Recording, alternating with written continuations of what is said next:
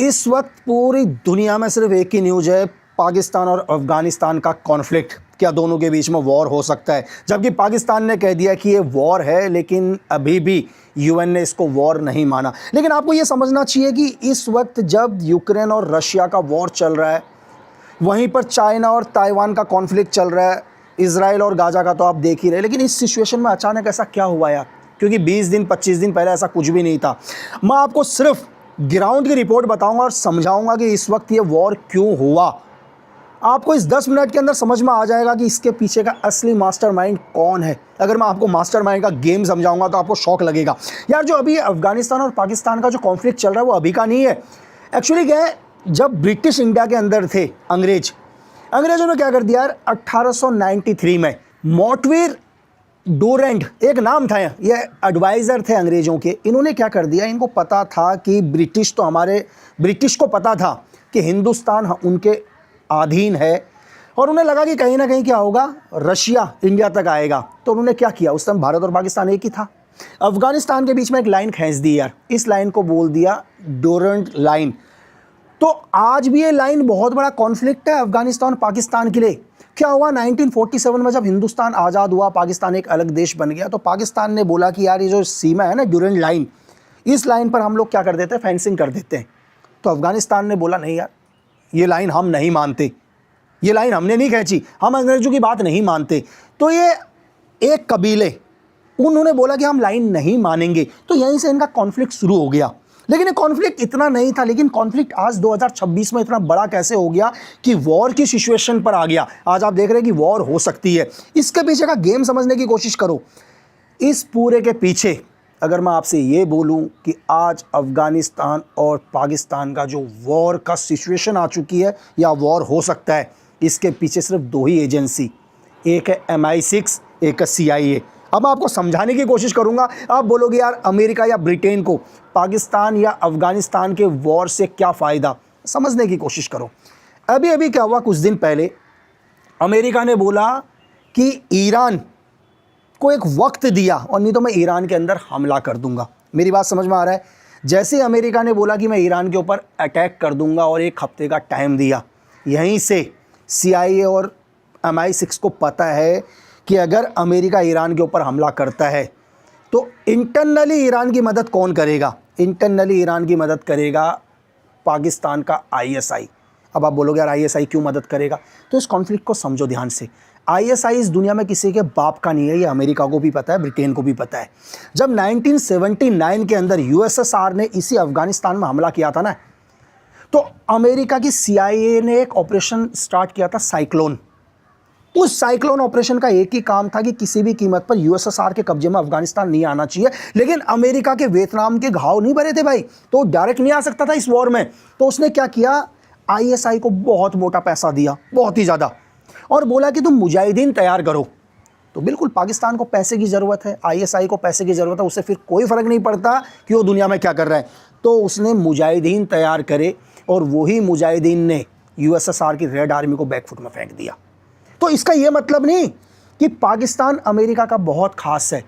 जब अमेरिका ने bin Laden के खिलाफ ऑपरेशन चलाया, तो आप समझ लो कि यही वो ISI था जिसने बिन लादेन को अपने घर में छुपा के रखा, और 2011 में पूरी दुनिया को पता है बिन लादेन आपका बाट में मारा गया। तो ISI अमेरिका का भी नहीं है। और 2001 में खुद CIA ने ऐसे सबूत दिए जिससे ये प्रूफ होता है कि हक्कानी नेटवर्क के पीछे या उसके संपर्क में आज भी क्या है, पाकिस्तान का ISI है। आप समझ रहे हैं? एक तरफ तो अमेरिका से पैसा ले रहा है पाकिस्तान, ठीक है, एड फंडिंग ले रहा है दबाकर, लेकिन वहीं पर अमेरिका के भी खिलाफ है, क्योंकि कोई ना कोई इसको और सपोर्ट कर रहा है कि तू अमेरिका के अगेंस्ट हो जा। और ये बात CIA को बहुत अच्छे से पता है कि मैं जैसे ही ईरान के ऊपर हमला करूंगा, वहाँ क्या होगा, ISI इनके सपोर्ट में आ जाएगा। अब आप बोलोगे यार, ISI इनके सपोर्ट में क्यों आएगा? अब आप समझने की कोशिश करो। अमेरिका ईरान के ऊपर अटैक करता है तो दुनिया में दो लोग कभी नहीं चाहते कि अमेरिका एशिया के अंदर आए। एक है आज का रशिया, जो बिल्कुल अगेंस्ट है और डायरेक्ट अगेंस्ट है अमेरिका की। दूसरा क्या है, चाइना।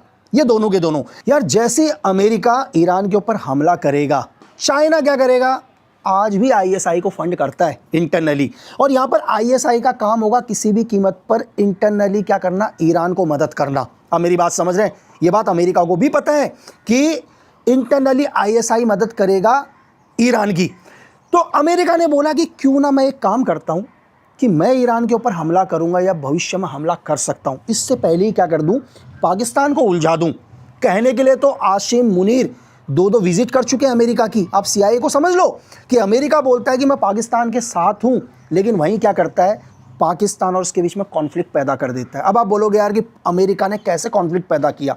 2021 में शायद 30 अगस्त को जब अमेरिका अफगानिस्तान की धरती को छोड़कर गया, तो आपको क्या लगता है कि सीआईए को नहीं पता कि मैं अमेरिका की धरती को छोड़ के जा रहा हूं? आपको पता है 20 अरब डॉलर के हथियार वो अफगानिस्तान में छोड़कर गया। ये क्यों छोड़कर गया?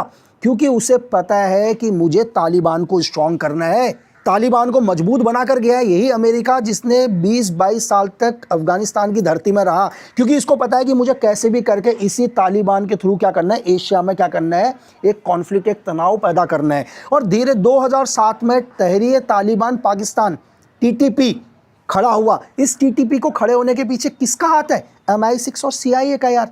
धीरे धीरे कॉन्फ्लिक्ट बढ़ रहा था, और जब अभी इन्होंने धमाके करे टीटीपी ने पाकिस्तान में एक मस्जिद के अंदर, और वहीं से पाकिस्तान ने क्या कर दिया, सीधा का सीधा बोला यार तुम हमारी धरती के अंदर आके क्या कर रहे हो, धमाके कर रहे हो, है ना, हमारे लोगों को नुकसान पहुंचा रहे हो, पाकिस्तान आर्मी को नुकसान पहुंचा रहे हो।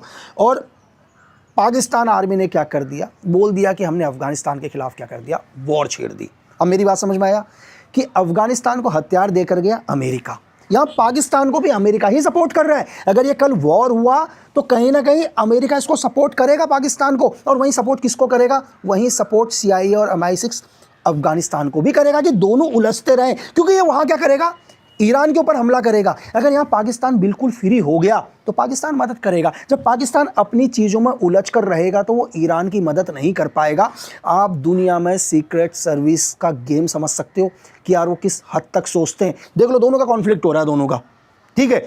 डूरू लाइन तो क्या है, 1947 से कॉन्फ्लिक्ट बना हुआ है भाई। आपको पता है कि पाकिस्तान के अंदर मेजर क्या है, 4 बड़े राज्य हैं, एक सिंध हो गया, पंजाब हो गया, पख्तूनख्वा हो गया, ठीक है, और बलूचिस्तान हो गया। तो जो ये डूरेंट लाइन है ये खैबर पख्तूनख्वा और बलूचिस्तान के साथ टच है। 1893 में ये लाइन खींची थी। तो यहाँ पर क्या हुआ, जो पश्तून है वो 2 हिस्सों में डिवाइड हो गए यार, आधे तो अफगानिस्तान रह गए और आधे पाकिस्तान में हो गए। तो आज भी उनका कॉन्फ्लिक्ट चल रहा है, लेकिन कॉन्फ्लिक्ट चल रहा था, कॉन्फ्लिक्ट से कोई मतलब नहीं था, लेकिन कॉन्फ्लिक्ट को बढ़ा दिया सीआईए ने, क्योंकि सीआईए का पूरा ध्यान मैंने आपको बोला ईरान के ऊपर, ईरान में कॉन्फ्लिक्ट। और चाइना ईरान के साथ डायरेक्ट खड़ा रहेगा, क्योंकि चाइना ने क्या कर रखा है, ईरान के साथ एक एग्रीमेंट किया है कि वो आने वाले 25 साल तक क्या करेगा, ईरान से तेल लेगा। तो चाइना किसी भी कीमत पर ईरान को अमेरिका के कंट्रोल में नहीं जाने देगा। और वहीं रशिया भी क्या है, एक इंटरनल और गेम देखो यार दुनिया का, ठीक है।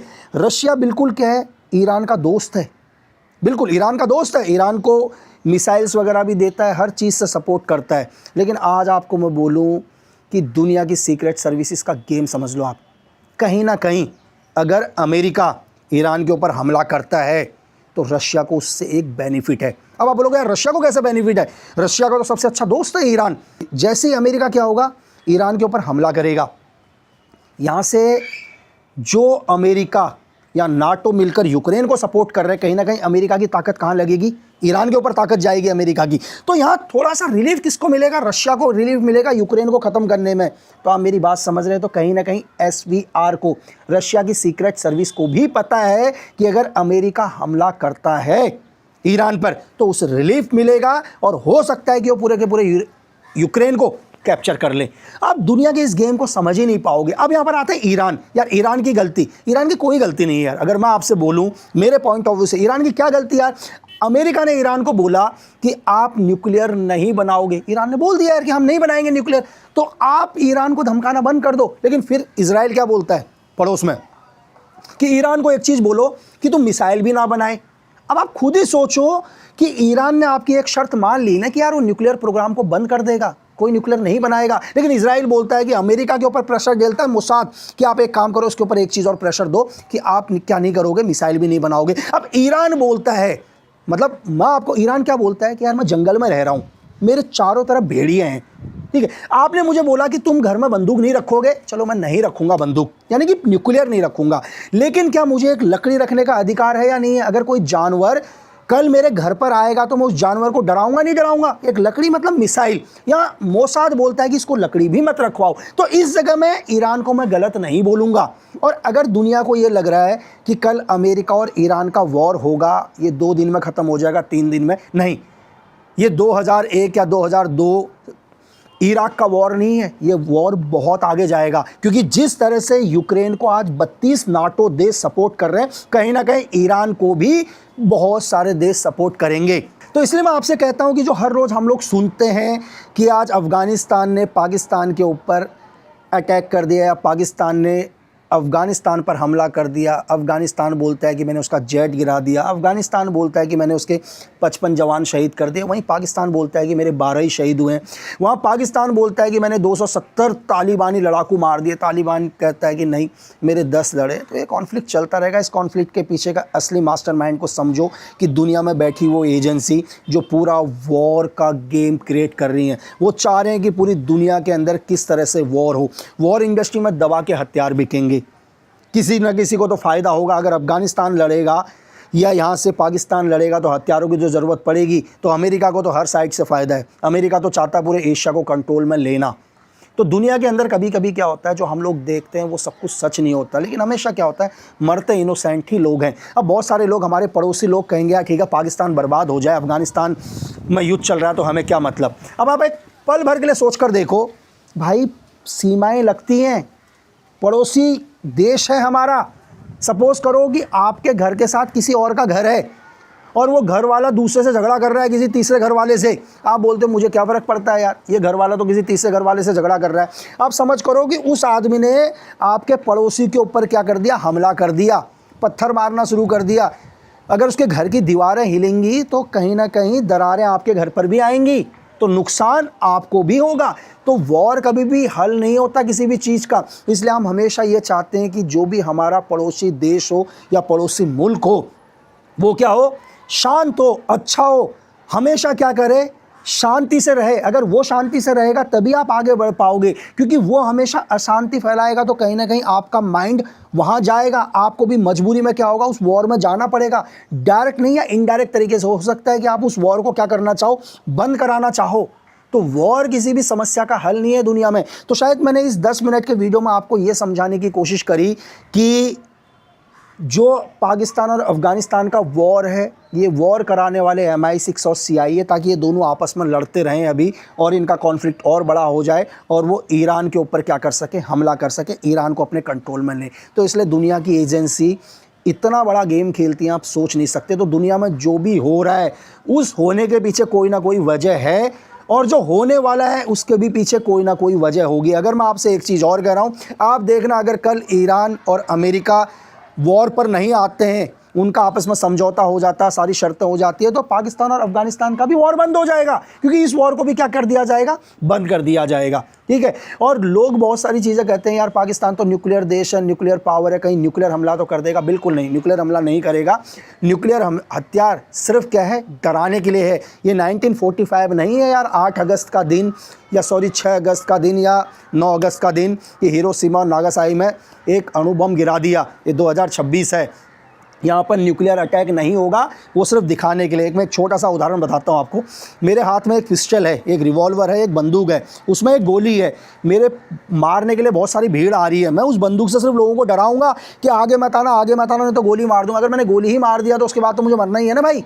तो ये चीज़ समझो। और हमेशा एक बात ध्यान रखना कि जीवन में अपने देश हित में बात करो, अफवाहों में बिल्कुल मत आओ, प्रोपेगेंडाओं में बिल्कुल मत पड़ो। दुनिया के अंदर क्या हो रहा है उसको सुनो अच्छे से, उस पर रिसर्च करो, उसके बाद एनालाइज करो। एकदम से क्या है, डिसीजन मत लो। और हमेशा देश हित में बात करो, क्योंकि देश प्रेम से बड़ा दुनिया में कोई धर्म नहीं। और सॉरी, आज ये जो वीडियो एडिट किया क्योंकि मैं बाहर आ रखा हूँ, है ना, तो शायद मुझे नहीं पता आपको कैसा लगा होगा यार, क्योंकि स्टूडियो में आज मैंने नहीं किया तो मुझे लगा कि नहीं, आपको पाकिस्तान की इन्फॉर्मेशन देनी चाहिए, तो मैंने दी। धन्यवाद, थैंक यू।